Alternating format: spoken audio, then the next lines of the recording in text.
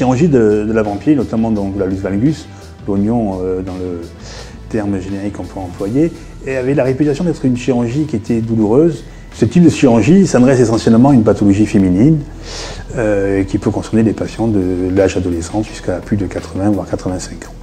Les progrès de l'anesthésie, notamment des anesthésies loco-régionales, où on va avoir une anesthésie au niveau des nerfs, va permettre d'améliorer la prise en charge antidouleur des patients et de développer ce type de chirurgie ambulatoire. L'intérêt de ces anesthésies loco-régionales qui vont être des blocs nerveux vont en fait faire que le patient ne va pas avoir de douleur quasiment près de 12 heures, voire plus. De plus, au niveau chirurgical, les nouvelles techniques chirurgicales où on a une minimisation des incisions chirurgicales, des techniques de recoupe de l'os afin de refaire des réaxations au niveau du gros orteil qui présente ce fameux oignon, va permettre de minimiser également ce phénomène douloureux post-opératoire qu'on avait auparavant. À la sortie, le patient va avoir une prescription très détaillée sur son traitement antalgique avec quasiment un schéma horaire qu'il va devoir suivre sur les 24 premières heures afin que la douleur puisse être anticipée et être calmée de façon très satisfaisante.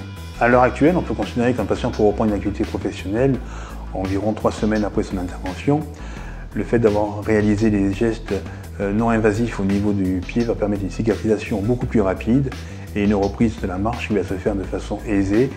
Les activités sportives sont un petit peu différentes parce que la plupart de ces activités vont solliciter donc le pied, tout ce qui est course, etc. Donc effectivement, il faut être un peu plus prudent, notamment pour le temps de consolidation osseuse. Et en règle générale, il faut attendre à peu près 3 mois avant de pouvoir reprendre ses activités favorites.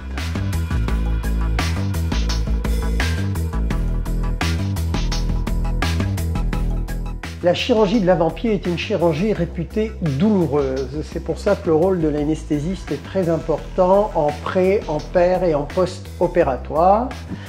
Pour mettre en place cette anesthésie loco-régionale et anesthésier l'avant-pied, on utilise soit le stimulateur neuromusculaire qui va nous permettre de localiser les 2 nerfs essentiels à endormir, soit